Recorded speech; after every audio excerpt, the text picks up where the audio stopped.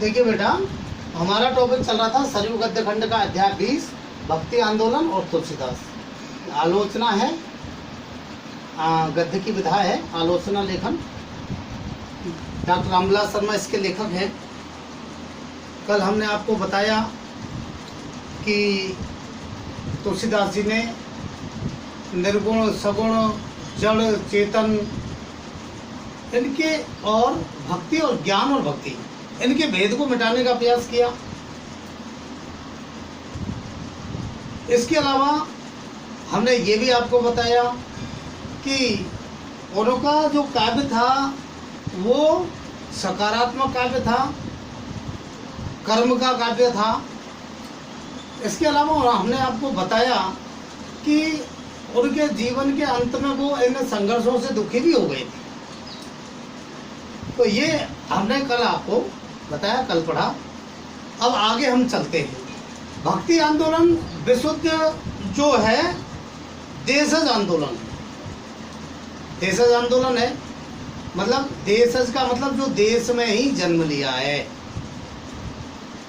ग्रामीण क्षेत्र से ही ये उत्पन्न हुआ है, हमारे देश में ये उत्पन्न हुआ है। कहीं विदेश से कोई हमने जो है इस प्रकार की प्रवृत्ति या इस प्रकार के आंदोलन को स्वीकार नहीं किया। हमने तो हमारे देश से ही ये जो है आंदोलन ग्रहण किया है। यह है सामंती समाज की परिस्थितियों से उत्पन्न हुआ था। पहले सामंती व्यवस्था चलती थी जिसमें जो है जमींदारों को, मजदूरों को बड़ी अनेक प्रकार के कष्ट दिए जाते थे। तो वो सामंती व्यवस्था के समय से ही ये शुरू हुआ। यह मूलतः इस सामंती समाज व्यवस्था से विद्रोह का साहित्य है। सामंती समाज जो था, सामंत व्यवस्था, राजाओं के सामंत हुआ करते थे, छोटे शासक, तो वो जो है जनता को परेशान किया करते थे। अधिक टैक्स लेना, अधिक परिश्रम करवाना और उनकी सुविधाएं नहीं देना। तो उसमें उसके विरुद्ध आंदोलन किया फिर धीरे धीरे जनता ने। तो उसी आंदोलन का ही ये परिणाम था। तुलसी साहित्य एक और आत्मनिवेदन और विनय का साहित्य है। एक और तो तुलसीदास जी ने जो है ईश्वर से आत्मनिवेदन किया है, विनम्रता जो है उन्होंने विनम्रता से ही ईश्वर से, अपने आराध्य देव से निवेदन किया है। दूसरी ओर वह प्रतिरोध का साहित्य भी है। समाज की बुराइयों का विरोध भी किया, प्रतिरोध किया। आपने देखा, आपने पढ़ा है कि पहले जो धर्म के ठेकेदार थे वो अपने आप को ही ये समझते थे कि हम ही धर्म के ठेकेदार हैं, आम जनता का तो धर्म पर कोई अधिकार ही नहीं है। जाति पाति का भी कुछ भेद था। तो इस प्रकार के इनके विरोध उन्होंने किए हैं। सबरी और केवट के मैंने आपको एग्जाम्पल दिए ही थे। हमारे समाज पर गोस्वामी तुलसीदास का इतना गहरा प्रभाव है कि आज यह कल्पना करना कठिन है कि तुलसीदास ने अनेक प्रचलित मान्यताओं को अस्वीकार करके यह साहित्य रचा था। ये जो है इतना प्रभाव है हमारे ऊपर उनके काव्य का। तो हम यही मानते नहीं है, ये मानने के लिए हम तैयार नहीं है कि इतने विरोध सहन करे उन्होंने। ऐसा लगता है जैसे आसानी से उन्होंने ये साहित्य लिख दिया। समाज की बहुत सी व्यवस्थाओं को का खंडन करके, बहुत सी जो बुराइयां थी उनका खंडन करके, उनका विरोध करके, और तब उन्होंने इस साहित्य की रचना की थी। वे राम के सम्मुख ही विनम्र और करुण स्वर में बोलने वाले कवि हैं। केवल राम के सामने ही उन्होंने अपनी विनम्रता दिखाई है। जनता में जो बेकार व्यवस्थाएं थी, कुप्रथाएं थी, उनका तो उन्होंने खुलेआम खंडन किया है, कबीरदास जी की तरह। तो औरों के आगे सर हमेशा ऊंचा रखते थे। वे आत्मत्याग करने वाले को सर्वश्रेष्ठ व्यक्ति मानते हैं। आत्मत्याग करने वाले को सर्वश्रेष्ठ व्यक्ति मानते हैं जिसमें अपने त्याग की भावना है।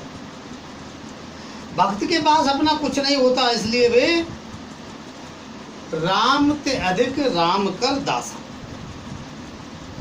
उनका मानना ये है कि भक्ति के पास अपना कुछ नहीं होता है, सब कुछ परमात्मा का होता है।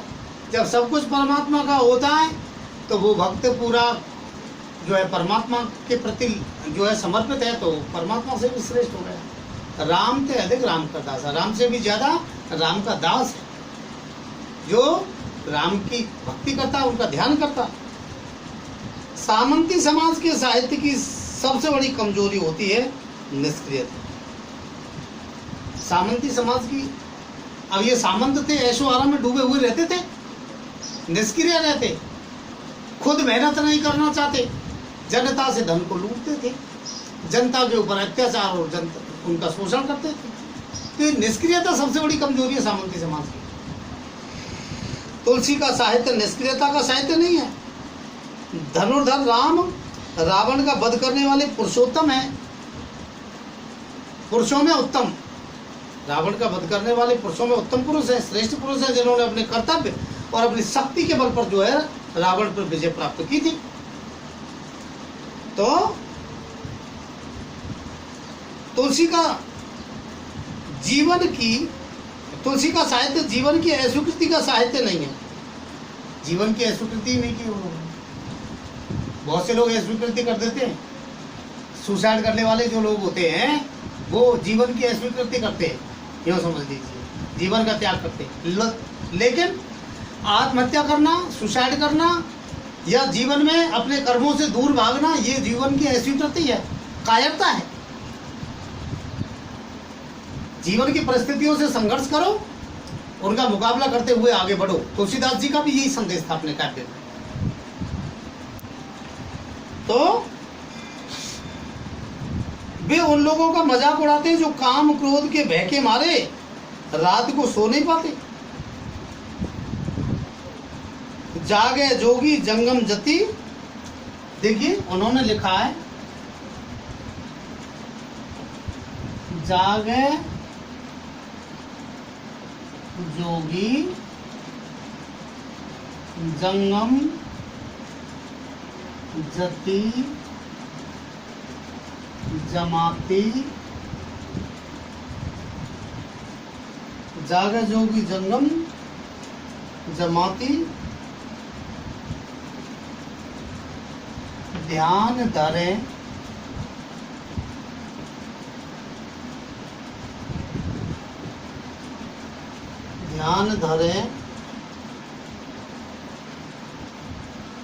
भारी लोभ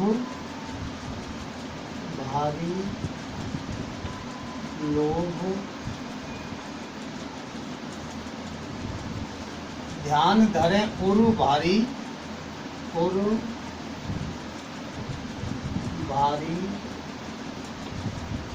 लोभ मोह काम के।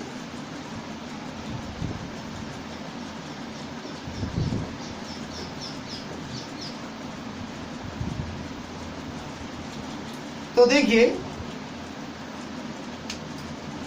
ये कहते हैं कि ये लोग ही जागते, इनकी ही नींद हराम होती है। या तो योगी जो योग करता है, जंगम जिन्होंने जो है जो निर्जीव वस्तुओं के या जो निर्जीव वस्तुओं के प्रति मोह है, यति यानी योगी वही जो है ध्यान करने वाला, या जमाती मुसलमान लोग तो जमाती को पहचानते हैं, जमात लेकर के जाते हैं वो ग्रुपों में, तो वो जो है धर्म और नीति पर चर्चा करते हैं उस जमात में, वो ध्यान धरते हैं, वे तो ध्यान धरते हैं। और कुछ लोग ऐसे और भारी लोभ मोह काम के, और कुछ लोग ऐसे जो लोभ मोह काम वासना इनका हृदय में बहुत ज्यादा ध्यान करते हैं, वो भी जागते हैं। राम का भक्त तो चैन से सोता है, राम का भक्त तो चैन से सोता है। सोवे सुख तुलसी भरोसे एक राम के, उन्होंने लिखा है सोवे सुख तुलसी भरोसे भरोसे एक राम के। उन्होंने कहा है कि ये तुलसीदास तो जो है एक राम के भरोसे से ही के कारण ही सुख से सोता है। ईश्वर पर भरोसा है, ईश्वर पर भरोसा है कि वो जो कुछ भी करेंगे अच्छा करेंगे, इसलिए हम उनके भरोसे से ही सुख से सोते हैं। ऐसे लोग ही जागते हैं जिनके मन में किसी प्रकार की वासना या इच्छा है। उन्होंने लिखा भी है, वही है जो ईश्वर राम का चुरा का वो करतरक बढ़ावे सका। वही होगा जो परमात्मा जो है करते हैं, उनको मंजूर होगा। तो काम, क्रोध, मद, लोभ ये बुरे हैं, किंतु आवश्यक भी है। एक मर्यादा की सीमा में रहकर, एक लिमिट में रहकर। भेद है मर्यादा का। यूरोप के संतों की तरह तुलसी को स्वर्ग का मोह नहीं है। यूरोप के संतों की तरह जो है उनको स्वर्ग का मोह नहीं है, न उन्हें नरक का भय है। उनके राम अपनी जन्मभूमि को स्वर्ग से भी अधिक प्यार करते हैं। तुलसीदास जी के जो राम है अपनी जन्मभूमि को स्वर्ग से भी ज्यादा जो है ज्यादा प्रेम करते हैं।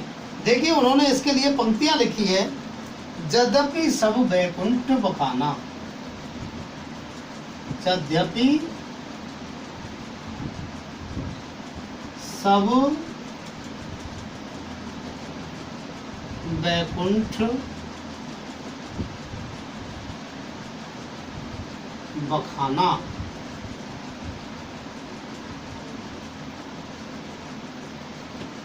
वेद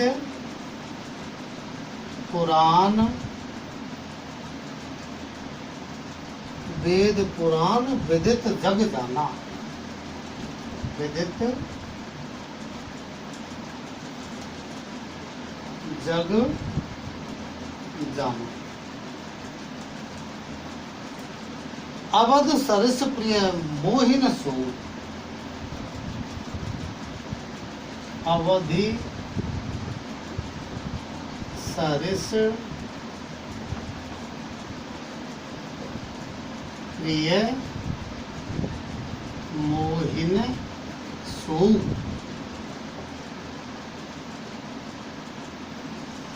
यह प्रसंग जाने को, यह प्रसंग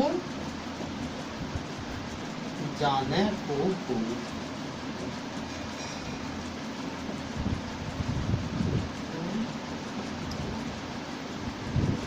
अब श्री राम के मुख से ही कहलवाया। श्री राम ने कहा है कि यद्यपि सब लोग वैकुंठ के बारे में वर्णन करते हैं, यद्यपि सब वैकुंठ बखाना, यद्यपि सब लोग किसके बारे में वर्णन करते हैं?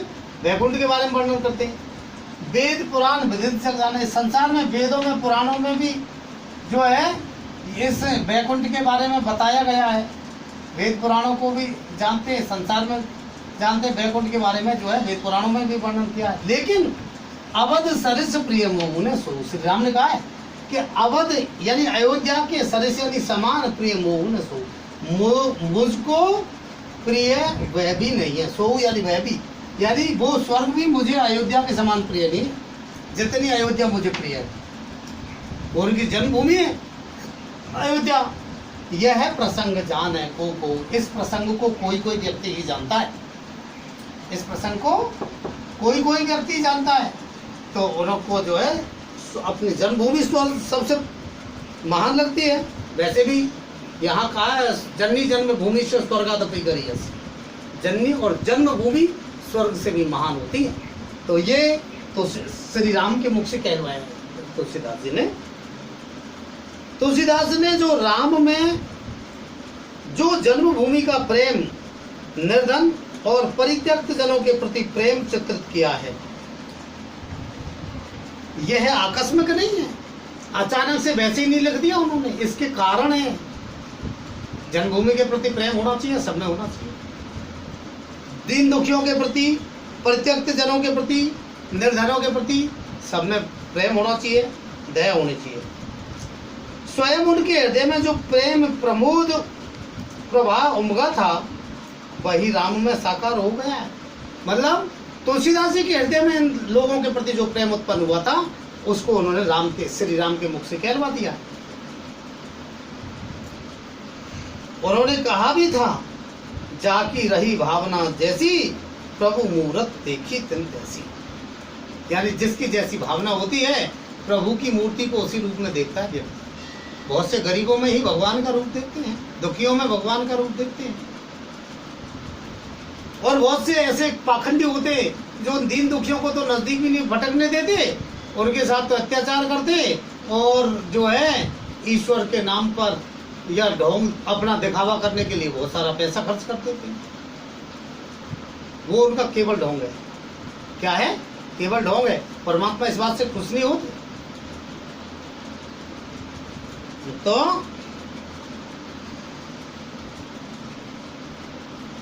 तुलसीदास ने भी अपनी भावना के अनुसार राम को प्रेम में अपार करुणा में देखा है। रामचरितमानस के राम वाल्मीकि, कालिदास और भवभूति अन्य सभी कवियों के रामों से भिन्न हैं। वे तुलसी के राम हैं। उनमें हमें स्वयं तुलसीदास की मानवीय छवि दिखाई देती है।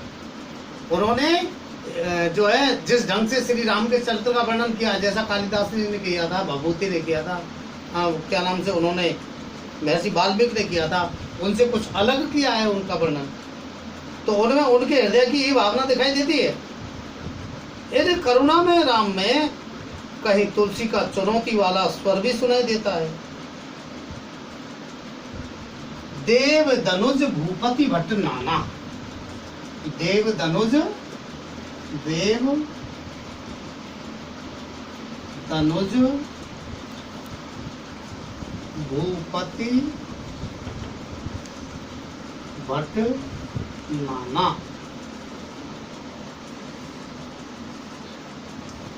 समबल अधिक होई बलवाना। समबल अधिक होई बलवाना।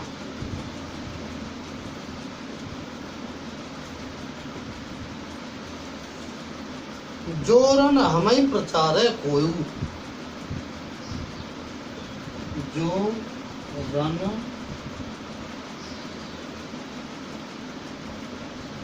हमें प्रचार है कोयू।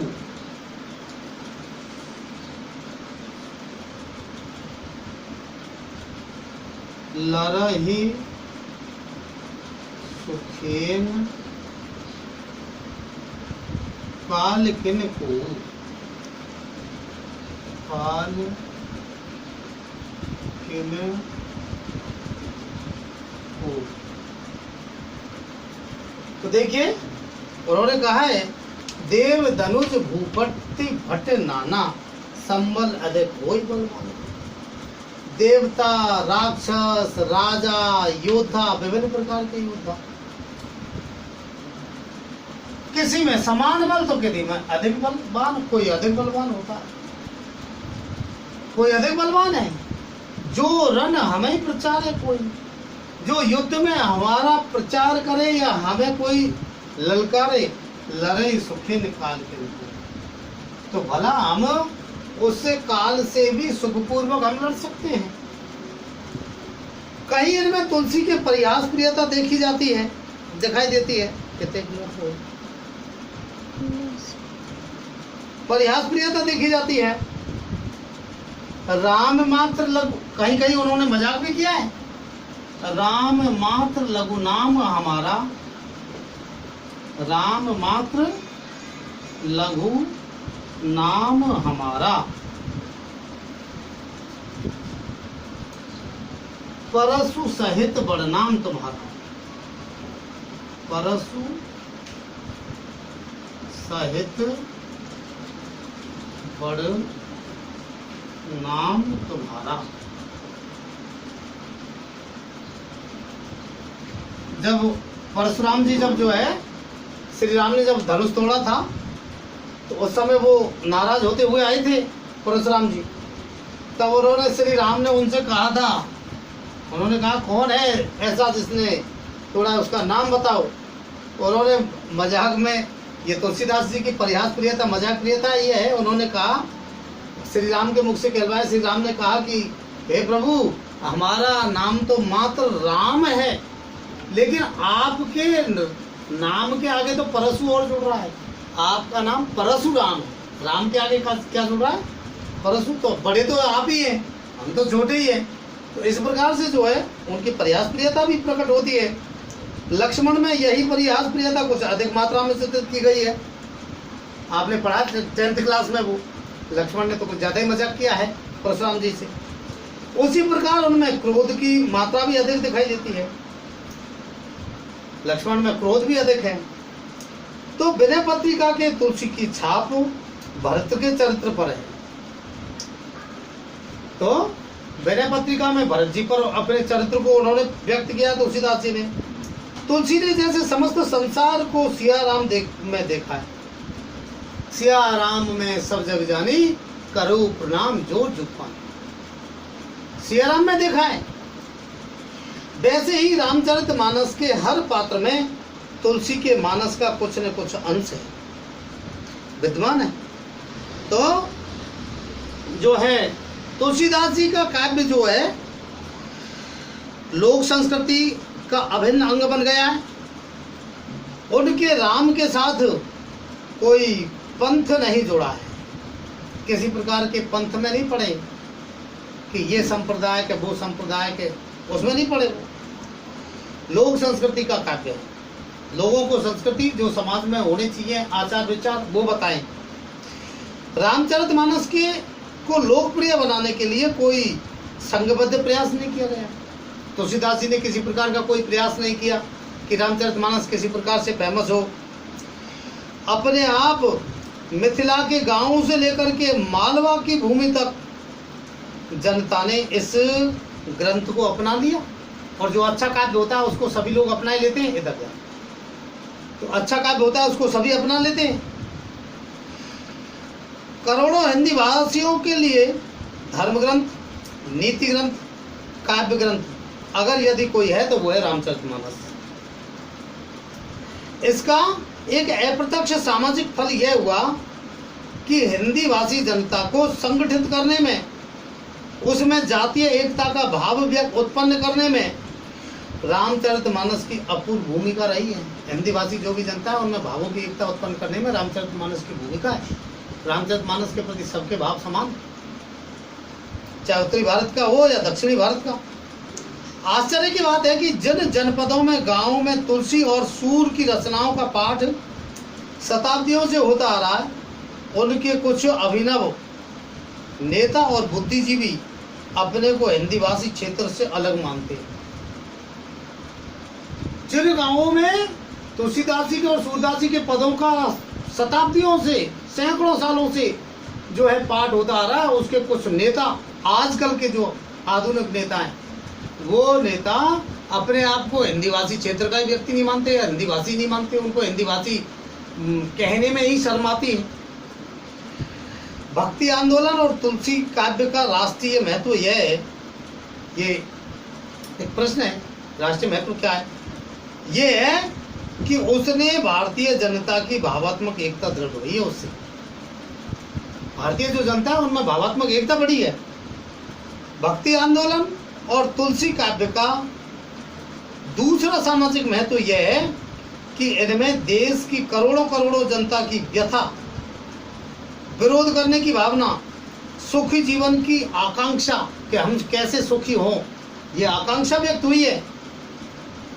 भारत के नए जागरण का कोई महान कवि भक्ति आंदोलन और तुलसीदास से परांगमुख नहीं रह सकता। भक्ति आंदोलन से विपरीत या उसके प्रति जो है उसका ध्यान न हो, या तुलसीदास जी के काव्य का उस भक्ति काल में या साहित्य में महत्व नहीं समझे, ऐसा सोच करके वो आगे का काव्य का वर्णन कर भी नहीं सकता, नहीं लिख सकता। वह सांस्कृतिक धारा रविन्द्रनाथ टैगोर और निराला के साहित्य में भी अविच्छिन्न रूप से प्रवाहित है। सूर्यकांत त्रिपाठी निराला और जो है रविन्द्रनाथ टैगोर ने भी अपनी रचनाओं में उसी साहित्य को आगे बढ़ाया। इस तथ्य की पुष्टि के लिए यहाँ रविन्द्रनाथ की सूरदासेर प्रार्थना और निराला की जो तुलसीदास रचना है, इन कविताओं का उल्लेख करना ही यथेष्ट होगा। इन रचनाओं में श्री राम तुलसीदास जी के उस काव्य की भावना को आगे बढ़ाया है। इस प्रकार से ये अध्याय आपका आज पूरा हुआ। अगला अध्याय कल प्रारंभ।